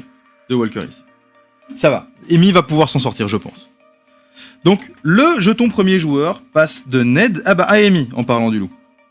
Donc Amy, elle a son tout nouveau shotgun. Hein. Le problème des shotguns, alors je vais montrer la carte, c'est qu'il y a un petit mot-clé en dessous qui s'appelle Reload. Et en fait, un shotgun, si on tire une fois et qu'on tire une deuxième fois, il faut utiliser un tour pour le recharger. Donc ce que je vais faire, c'est que je vais tirer une fois et qu'après j'irai au coupe-coupe. Sachant que quand on tire, même si on est dans la même case, on ne choisit pas qui on touche. Donc on touche d'abord le Fatty. L'avantage, c'est qu'avec le shotgun, je fais 2 de dégâts, donc je peux quand même le tuer. J'ai droit à 2 dés, je dois faire 3 ou plus. Et je n'en touche qu'un. Donc je bute le Fatty. Ah mais j'ai 4 actions du coup, parce qu'elle était en jaune. Donc ça c'était ma première action. Deuxième action, coupe-coupe. Je dois faire 3 ou plus. 5. J'en tue un. Troisième action. 4. J'en tue un. Et quatrième et dernière action. 2. Je le tue pas. C'est la merde.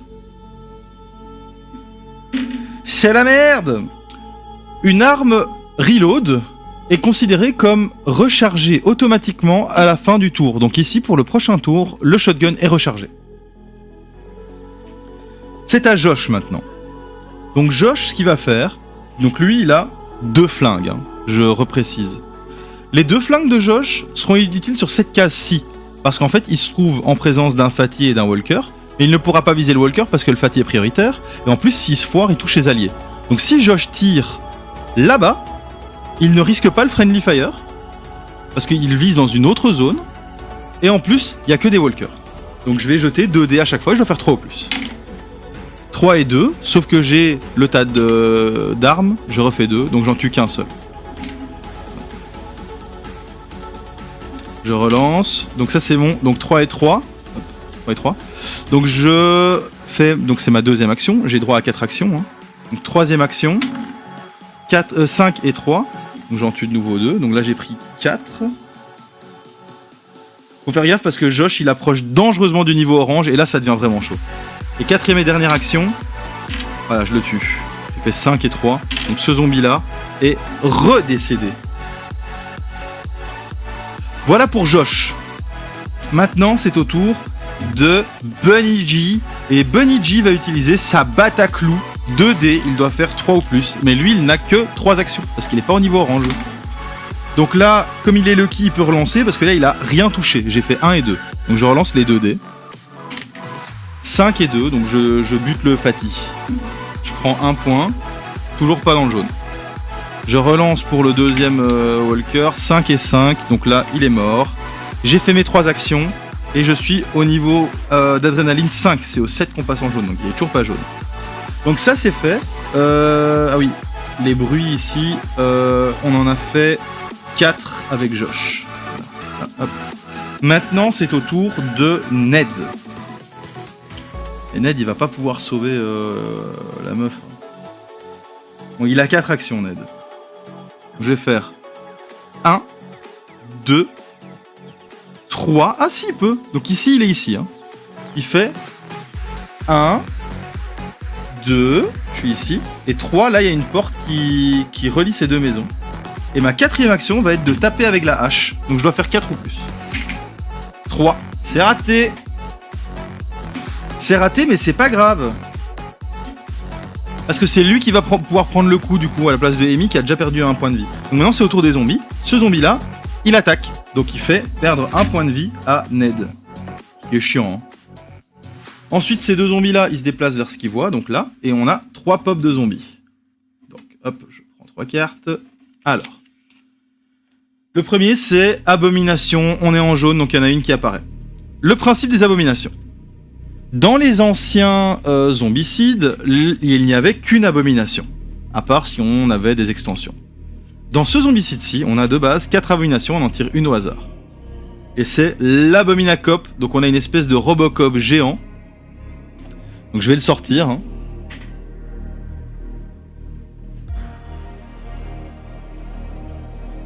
L'Abominacop. Ultra violent, il est plus grand que le reste, il est surtout beaucoup plus dangereux parce qu'on ne peut pas le tuer avec les armes du jeu de base. À part avec le cocktail Molotov. Et chaque abomination a des règles spéciales aussi. Donc je vais vite voir ce que fait l'Abominacop. Alors, donc c'est vraiment une nouveauté en fait de ce zombicide-ci. C'est qu'il y ait différents types d'abominations dans la boîte de base. Et l'Abominacop, ils disent ici, c'est clairement un flic qui a trop joué le méchant flic. Règle spéciale, il se retrouve en premier en target priority. Donc, quand on utilise des armes à distance, en fait, l'abomination et le Fatih se retrouvent en première priorité. Ensuite, c'est Walker et ensuite, c'est Runner. Dans ce cas-ci, même les Fatih passent après l'Abominacop, c'est l'Abominacop qui est en premier. Sauf qu'on peut pas le tuer avec un flingue. Donc en fait, s'il se retrouve dans une zone avec des zombies, on ne peut rien faire. C'est aussi simple que ça. Donc ici, l'Abominacop est apparu. Il reste encore 2 spawns à faire. On a 3 Walkers, vu qu'on est en jaune. 3 Walkers.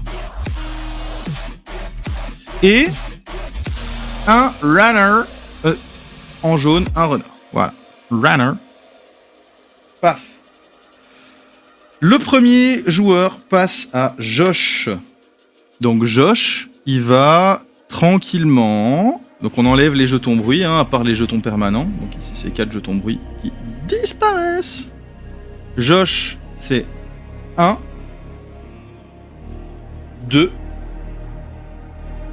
et en 3, je vais ouvrir la crate. Sachant que Josh, en fait, comme il a Slippery, même si les zombies se retrouvent sur sa case, il va pouvoir se barrer. Fissa. Et je trouve Gunblade. Donc un peu comme le même principe que l'autre arme, le shotgun. Il fait 2 de dégâts. Il peut être utilisé en corps à corps et à distance. Et on utilise 2 dés, par contre il faut faire 4+. Donc par rapport à mon dual wielding, j'ai moins de chances de toucher. Mais au moins j'ai une arme de corps à corps avec ça. Donc je vais l'équiper et je vais virer un de mes pistolets. Voilà. Donc ça c'était le tour de Josh. Il a une 4ème action évidemment, donc j'ai fait 1, 2, 3. La 4ème action va être...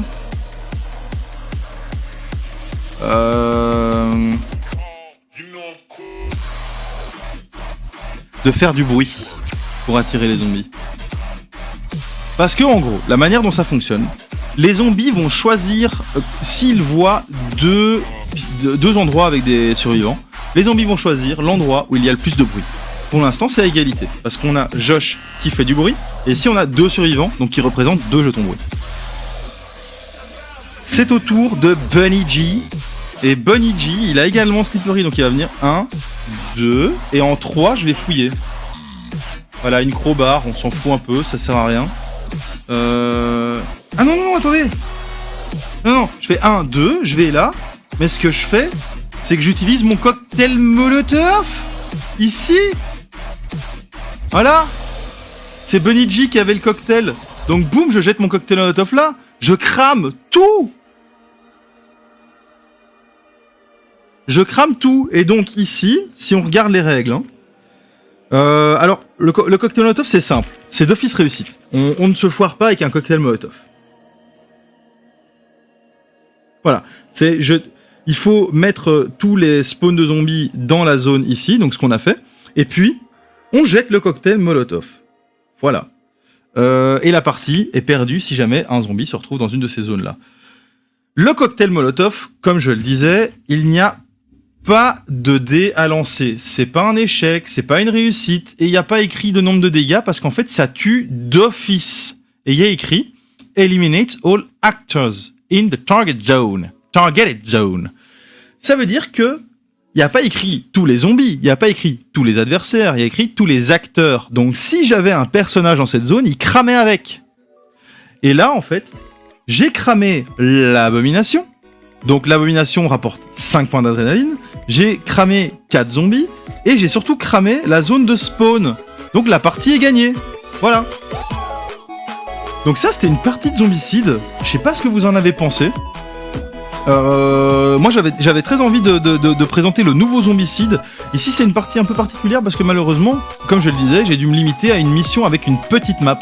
Les missions avec petite map vont en général plus vite et surtout sont plus particulières parce qu'ici par exemple les bâtiments étaient déjà préouverts. Forcément, vu que c'est une petite map, pour l'agrandir on était obligé d'avoir des bâtiments ouverts. Donc d'habitude les bâtiments sont pas ouverts, etc. Il y a des choses qui changent dans les zombicides. Mais en gros, c'est à ça que ressemble Zombicide, et surtout, ça nous a permis de voir les différences avec le Zombicide V2. Ce qui est également intéressant à noter, c'est que Zombicide V2, c'est pas que la V2, c'est plein de nouvelles choses.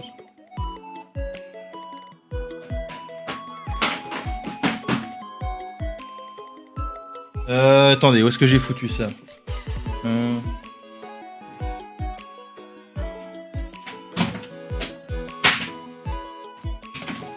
Zombicide V2, c'est notamment un nouveau mode de jeu. Le mode campagne, avec une nouvelle boîte, une extension... Ah, crotte, j'ai bougé le... Pardon, voilà. Le mode campagne, avec Washington ZC. Où en fait, là, le but est d'aller dans la Maison Blanche et de sauver le President of the United States. Donc assez fun.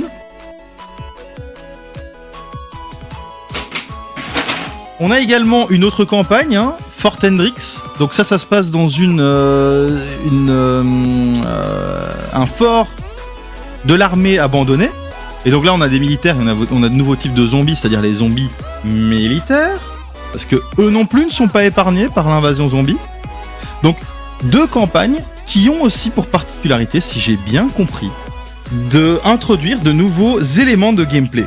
Notamment, les lampes torches ont une portée à travers lesquelles on peut voir.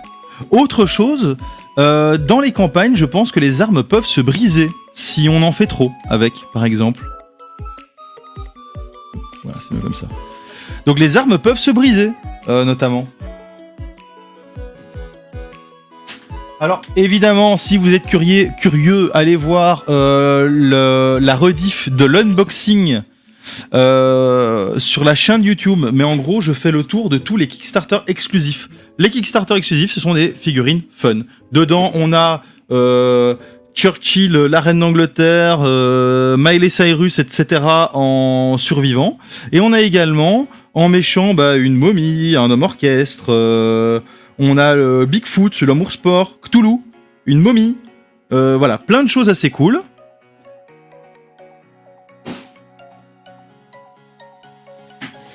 Zombicide a introduit également une toute nouvelle chose dans sa licence qui manquait pour moi, c'est ceci.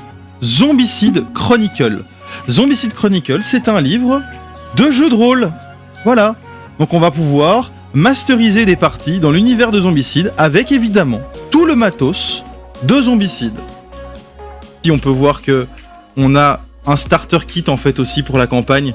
Et en fait dans ce starter kit, ce qui est super chouette, ils ont aussi sorti un créateur de fiches perso. Donc dans ce starter kit, on a notamment des fiches perso. En fait, ces fiches perso ont été créées pour les persos, et là, je pense qu'on sait utiliser des marqueurs effaçables à sec là-dessus. Parce que c'est du cartonné, c'est intéressant. Ce que je trouve donc chouette, c'est qu'ils mettent à disposition un éditeur de cartes. Et alors, voilà. Je pense que c'est intéressant de le mentionner, mais attendez, je vais vous montrer ce que je vais vouloir. Je referme juste ça d'abord. Voilà.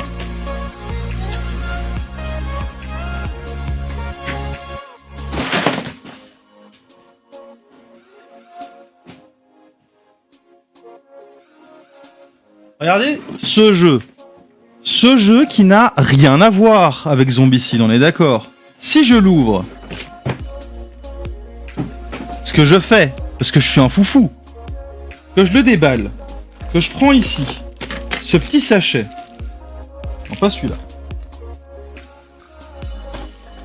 Ah, que je prends ce sachet, que je prends, par exemple, ce personnage, et que je le mets à côté d'un personnage de Zombicide. Regardez un peu ceci.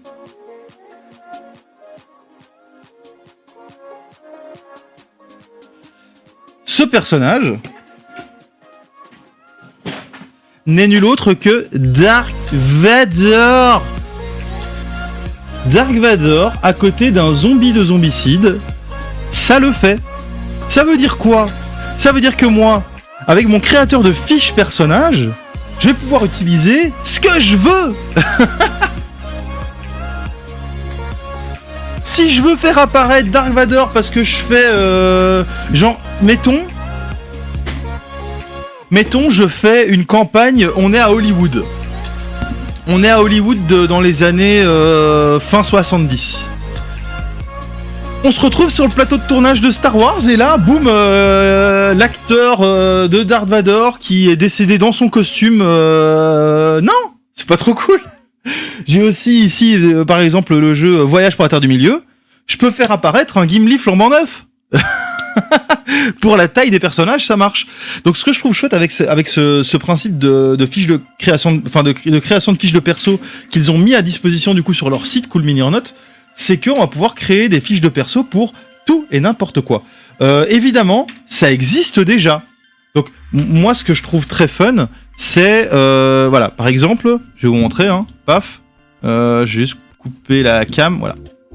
Voilà mon bel écran. Si je prends, voilà, Pinterest. Pinterest. Gna gna gna, oui on s'en fout, mettez-moi sur Pinterest. Star Wars Lotro Combo dans Zombicide, hein, dans Zombicide, attention. Si je fais Zombicide,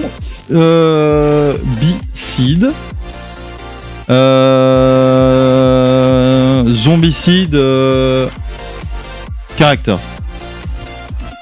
on va voir ici que des mecs ont créé des fiches de perso. Bon, là c'est surtout des trucs peints, mais il y a des mecs qui ont créé des fiches perso. Il suffit de les télécharger et alors juste de se forcer à utiliser. Bon là j'en vois pas, mais c'est très facile de créer des fiches perso comme ça en vrai. Hein. Je pourrais très bien faire une fiche perso. Voilà, avec Harry Potter par exemple, Chessnoob, toi qui le mentionnes, avec Harry Potter par exemple, je peux très bien créer une fiche perso. Je peux très bien, si je veux créer un zombicide en utilisant le matos de zombicide, juste en réimprimant des cartes avec des nouveaux pouvoirs, etc., je peux le faire. Et donc par exemple, si je fais zombicide weapons, c'est écrit comme ça non, weapons. Merde, le A vient avant. Oh, je sais pas. Ici, il y a des mecs qui créent, par exemple, là. Le bazooka, il n'existe pas dans le zombicide de base, il me semble. Bah les mecs, ils ont créé un bazooka. C'est juste, il faut 10 dés, 3 ou plus, donc en gros, t'atomises une zone. Hein. Ici, voilà, Sweet Sisters, c'est trop bien en fait. Il y a des mecs qui ont créé des armes. Donc toi, si t'as envie à un moment de faire ton truc, ici, voilà, Punk Queen et tout, il y a des mecs qui s'amusent, quoi. Il y a des mecs qui s'amusent. Voilà, c'est une arme de Dying Light et une arme de Killing Floor que le gars a créé. Go créer des trucs en fait. Je vais peut-être en faire en live moi si ça se trouve hein, pour le fun. Regarde ici, Gérard le Golden Retriever et il a fait un personnage aux couleurs de son chien. Oh merde. 3 zones par déplacement, il peut chercher une arme spéciale et il y a +1 en dés de mêlée. Donc en fait, dans Black Plague notamment, ou dans le zombicide normal, il y avait des extensions où t'avais des pets. Bah le gars il a dit il y a des figurines de chiens, vas-y je vais faire une carte avec mon golden. Excellent. Donc il y a moyen de faire des cartes de tout et n'importe quoi, moi ça me fait beaucoup rire. Je pense qu'il y a moyen de se marrer aussi en utilisant des figurines. Alors je sais pas, je vais regarder, j'ai une figurine Warhammer ici mais c'est pas la bonne taille. J'ai un ogre. Donc ici, hop, j'ai changé encore de... Bref, j'ai un ogre Warhammer, voilà que j'ai peint. Bon, c'est un peu grand, ouais, j'avoue, c'est un peu grand. Mais ça pourrait être une abomination, hein. Ça pourrait être une nouvelle abomination, regarde ça. Merde. Je vais bien faire le point. Je peux pas faire le point. Je peux pas faire le point, bon, c'est pas grave. Et donc, ici, par exemple, j'ai des figurines Warhammer que je peins ou quoi. Pourquoi pas, en fait?